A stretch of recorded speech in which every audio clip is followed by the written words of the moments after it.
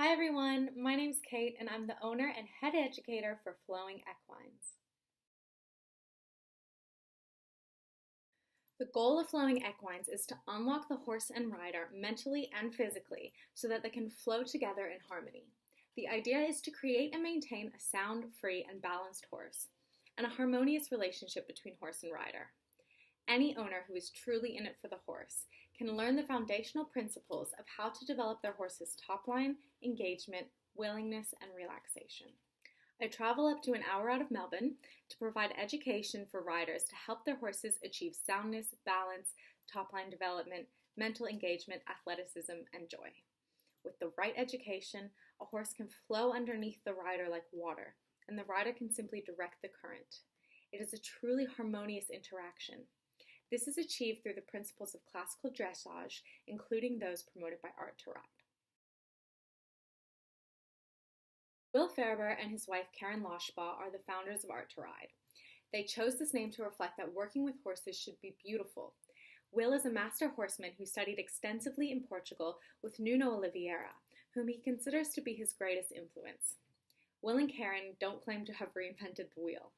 Instead, they are calling for a return to classical foundation training, which is a method in which horses are systematically trained in gymnastic exercises that slowly become more challenging to develop the horse's top line muscles and flexibility. The guiding principle of the method is that horses should be engaging their core and top line muscles in every exercise so that they can confidently and comfortably carry a rider. The benefit of working with horses at their true level of development and showing the horse an easier way to do the work we're asking them to do is that the horse will work with us without any tension or resistance. The first of the gymnastic exercises practiced in classical foundation training is what we call the stretch. You may have heard in your own exercise endeavors that a muscle cannot be fully flexed until it can be fully stretched.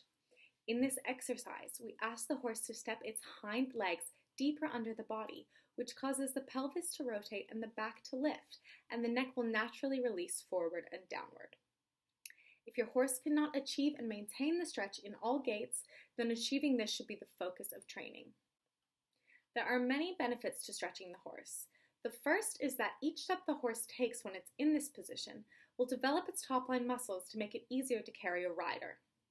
Nature did not design a horse to carry a rider, so while they may look like big, strong animals, the muscles on the back that we sit on can be quite weak unless we specifically train those muscles. The second benefit is that the muscles that the horse may have been using to compensate with will be relaxed in this position. For example, if a horse has been extensively using its underline instead of its top line, the horse will have very overdeveloped muscles on the underside of its neck. By asking the horse to release these muscles, we can then ask the horse to engage the proper muscles that we want to develop. The third is that the forward and downward position of the horse signals relaxation. In nature, when horses' heads are down and grazing, they are relaxed, and when they sense danger, they snap their heads up and hollow their backs. There is research showing that when the horse drops its head, endorphins are released, which means the stretch feels good to the horse. One more benefit of the stretch I'll mention here is that when the horse lifts its back in this position, it creates opening of the vertebra, meaning that there is more space between each of the horse's vertebrae in their spine, increasing the horse's flexibility. Only once this space is created can the horse truly achieve bend from side to side, or true lateral flexion. When a horse hollows its back, the vertebrae of the spine come closer together and can actually rub against each other. Add the weight of the rider to that action, and that's how the horses develop debilitating issues like kissing spine. So there are many benefits to working the horse in the stretch, and this is where classical foundation training begins. Of course, the stretch is only the beginning. Once the horse develops the muscles necessary to carry himself in a higher frame, he can start to come up at the pole, but he should maintain the same relaxation and engagement and contact. It takes a horse without any prior physical issues 1 year of full work to establish his top line. If a horse has prior physical issues or training that needs to be overwritten or cannot be worked 5 days a week, then it can take longer. So training horses takes patience. But if you do it right, you will have a sound partner that will be with you for many years. All horses can benefit from exercises that gymnastically increase their strength and flexibility, just like all humans can benefit from a correct fitness regime. Whether you want a trail riding horse that will last you until he's 30 or a dressage horse for the show ring, Classical Foundation is the right place to start. I have a particular passion for working with horses with mysterious lameness that have been cleared by the vet but still don't seem to go right. This is sometimes referred to as bridle lameness because the horse has learned to move in a way that compensates for poor saddle fit, poor shoeing, poor rider balance, or simply being asked to do things he's physically incapable of doing. These horses can be retrained to use their body correctly, and we can show them an easier way to move, working within their limits and never asking them to carry themselves in an impossible frame. Horses who have begun to wear down in their joints can also benefit dramatically from this work. By engaging the horse's back and core, you essentially engage the horse's shock absorption system, reducing concussion and impact on the delicate joints. Horses shouldn't be worn out by the time they're 10 years old. They should be happy and sound in their 20s and even in their 30s. Young horses with less training respond quickly to Classical Foundation training, and we can set them up to live sound and happy lives as athletes. My goal as a coach is to train you how to train your own horse. You are the one who is there with the horse enough to truly make a difference in the horse's life. I cannot make a lasting change in your horse except through you. It's all about attitude. If you have the right mindset, you're patient, open to listening, learning, changing, and above all are committed to doing what's best for the horse, then with just a little bit of coaching, you'll be able to train your horse to become a relaxed and willing equine partner. I teach my students to train their horses for how they want their horse to be in a year's time, not how they want it to be by the end of the session. I believe that in a session, it's better to make a small change that the horse understands and that can be maintained by the owner, and that represents progress towards the greater goal of development and longevity for the horse than it is to make a big change through force that the horse doesn't understand, it can't be maintained by the owner, and ultimately will only break the horse down. I do not believe that anything good can come from training a horse using force.